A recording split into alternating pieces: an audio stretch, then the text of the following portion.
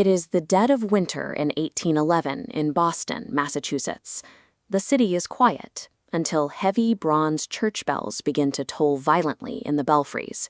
But nobody is pulling the ropes. Down on the streets, the citizens aren't feeling the ground shake, and there is absolutely no local threat in New England to trigger an alarm. Those heavy bells were actually being thrown by an invisible, massive shockwave, one that originated over 1,000 miles away. This antique map shows the true origin point of that kinetic energy, a small frontier town called New Madrid, located deep in the Missouri Territory. To ring a bell in Massachusetts, those seismic waves had to travel across the entire North American landmass, keeping enough raw power intact to physically move heavy metal on the Atlantic coast. If an earthquake holds enough energy to shake the far side of a continent, the devastation at its actual epicenter must be absolute. Looking at this 19th century map, we can see the New Madrid area sitting right along the path of the mighty Mississippi River, which, on a normal day, flowed steadily south. But when the fault finally snapped, a deep, deafening rumble tore through the valley. The ground physically cracked wide open, swallowing massive trees whole as the earth shook. The destruction was driven by seismic uplift.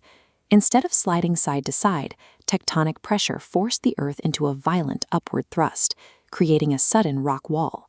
This sudden warping happened directly underneath the Mississippi River, completely severing the waterway and blocking its path downstream. Because the riverbed was no longer flat, the surging water spilled over the fresh fault lines, creating sudden, roaring waterfalls out of thin air. This violent geological upheaval created an immovable dam of earth, and the massive kinetic energy of a fully flowing Mississippi River now had to go somewhere. Millions of gallons of rushing water slammed into that new wall of earth, churning wildly against the sudden blockage. With the forward path completely sealed off and water pressure building by the second, the river's immense momentum hit a breaking point. It had nowhere to go but backward.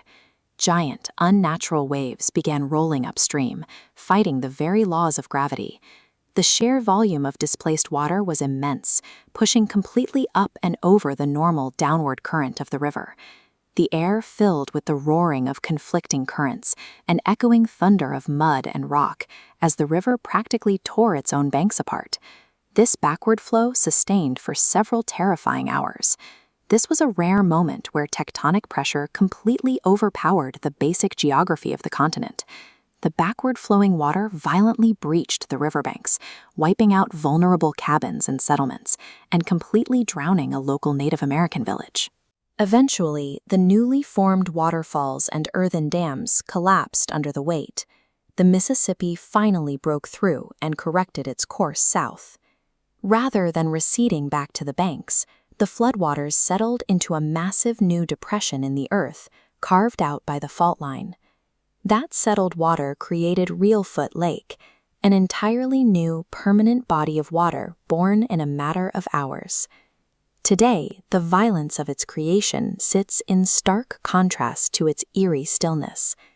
Thousands of drowned, dead cypress trees still stand deep in its waters as a permanent visual scar on the landscape.